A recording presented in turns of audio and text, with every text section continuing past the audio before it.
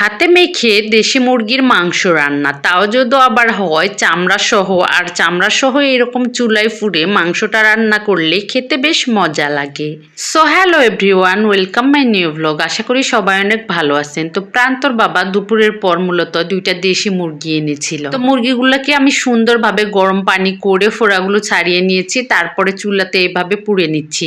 এভাবে গ্যাসের চুলাতে প্রথম প্রথম আমার একটু পোড়াতে ভয়ই করতো, কিন্তু এখন অভ্যেস হয়ে গেছে। আর এরকম করে পুড়িয়ে নিলে মাংসটা খেতে কিন্তু অনেক বেশি মজা লাগে। এইভাবে মুরগি চুলাতে পুড়ে নিলে দেখা যায় মুরগির গায়ে যে ছোট ছোট লোমগুলো থাকে সেগুলো আর থাকে না, আর মুরগিগুলো খুব সহজে পরিষ্কার করা যায়। মুরগিগুলো আমি সুন্দরভাবে পরিষ্কার করে নিয়েছি। এখানে একটা ডেকি ছিল আর একটা মোড়ক ছিল। তো এখন মাংসটা কেটে নিচ্ছি।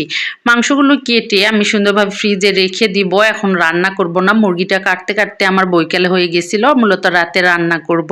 তাই মুরগিগুলো কেটে আমি মাংসগুলো ফ্রিজে রেখে দিয়েছি। আর এটা মূলত সন্ধ্যার দিকে আমি পিঠা বানাবো, এই জন্য পিঠার ব্যাটার তৈরি করে নিয়েছি। শীতকালে কিন্তু সব ধরনের পিঠাপুলি খেতে বেশ মজাই লাগে। আর তেলের পিঠাটা যদিও সব সিজনে বানানো যায়, কিন্তু শীতকালে পিঠাটা বেশি মজা লাগে। তো আমি পরপর সব পিঠাগুলো একটু ছোট আকারে করে আজকে ভেজে নিচ্ছি। আর গুড়ের পিঠা খেতে কিন্তু আমার বেশ পছন্দ, অনেকটা বেশি ভালো লাগে। চিনি দিয়ে যে তেল পিঠাটা বানানো হয় তার চাইতে আমার গুড়ের তেল পিঠাটা খেতে বেশি মজা লাগে।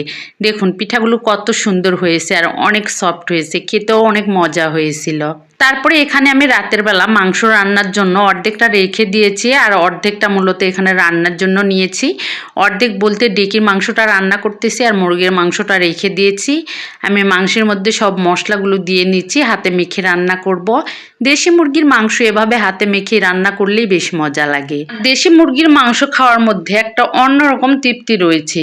তো মাংসটাকে আমি সুন্দরভাবে হাতে মেখে নিচ্ছি। আর দেশি মুরগির মাংস আলু না হলে তো চলবেই না, অবশ্যই আলুটাও দেব। কম বেশি মাংসের তরকারিতে আমি গোটা রসুন ব্যবহার করি, কারণ রসুনটা খেতে আমার বেশ ভালো লাগে। তো রসুন দিয়ে তরকারিটা রান্নার জন্য বসিয়ে দিয়েছি। মাংসটাকে আমি অনেকটা সময় ধরে একটু কষিয়ে নিচ্ছি। আর এই পর্যায়ে আমি আলুটা দিয়ে দিলাম। যেহেতু দেশি মুরগির মাংস, আজকের আলুটা ভাজলাম না, ওই রকমই মূলত আলুটা দিয়ে দিলাম। আলুটা দেওয়ার পর মাংসটাকে সুন্দরভাবে আমি কিছু সময় ধরে কষিয়ে নিলাম। কষানো হয়ে গেলে এখন ঝোলের জন্য পরিমাণ মতো পানি দিয়ে দিলাম। দেশি মুরগির মাংসের সঙ্গে এরকম আলু দিয়ে খেতে কিন্তু বেশ মজা লাগে। কে কে পছন্দ করেন অবশ্যই কমেন্টে জানিয়ে যাবেন।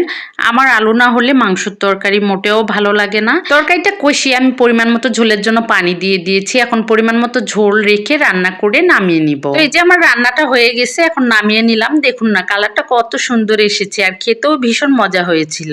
তো আজকে ভিডিওটা এখানেই শেষ করছি। ভিডিওটার কোথাও কোনো অংশ যদি ভালো লেগে থাকে অবশ্যই লাইক কমেন্টে পাশে থাকবেন। টাটা।